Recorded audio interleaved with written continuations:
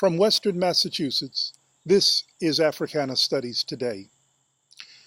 I am Amilcar Shabazz, President of the National Council for Black Studies and Professor in the W.E.B. Du Bois Department of Afro-American Studies at the University of Massachusetts.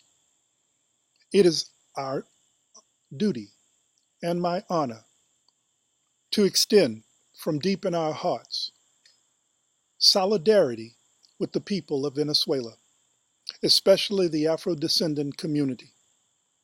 Our comrade, Afro-descendant Venezuelan researcher, militant, diplomat, Africanist, activist, and organizer, Jesus Chucho Garcia, made a tender observation in his book, Afro-Descendants in Latin America and the Caribbean.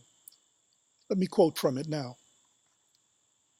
Toni Morrison, African-American writer,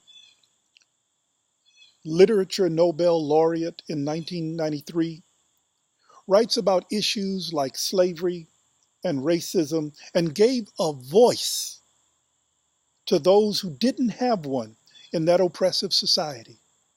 She asserted that the first generation of an oppressed people is always silent people. They develop within them an awareness of oppression, but they don't talk about it. Next generation starts talking a little bit. They start to exteriorize their complaints. Silence is broken. For instance, in songs.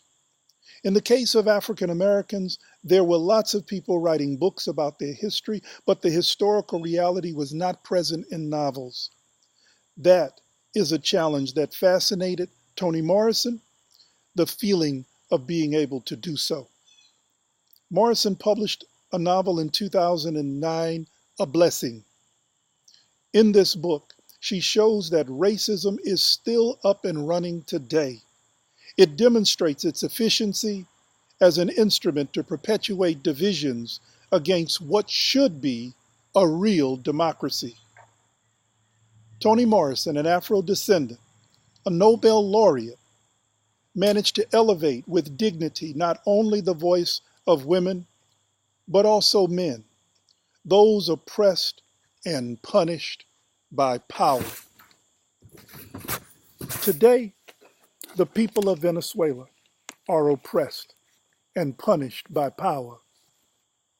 They are abused and discriminated against as the subject of economic sanctions, naval blockades, attempted coups, drone and cyber attacks, and the threat of all-out war.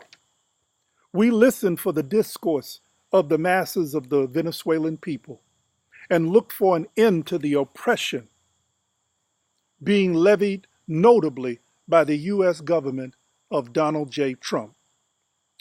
It is the responsibility of Afro-descendant progressive movements to create alliances with autonomous people in a sovereign Venezuela.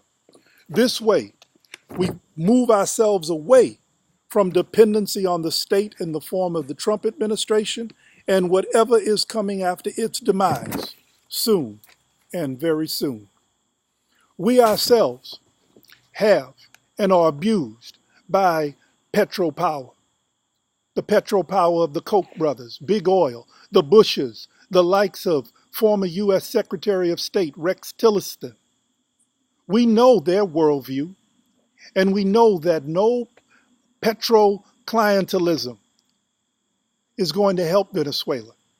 It offers the Venezuelan people nothing but more misery, more chaos, displacement, and democratic hypocrisy, not less. We are not deceived by the fantasies of the Trump administration that declares a president for the Venezuelan people. In this year of the International Decade of People of African Descent, we stand by the principled positions of the people of African descent in Venezuela. We follow the third path, the path we hold that Toni Morrison guided us along, and what she would say if she was here with us now. Wouldn't she decry the increase of violence in Venezuela? So we cry, no más.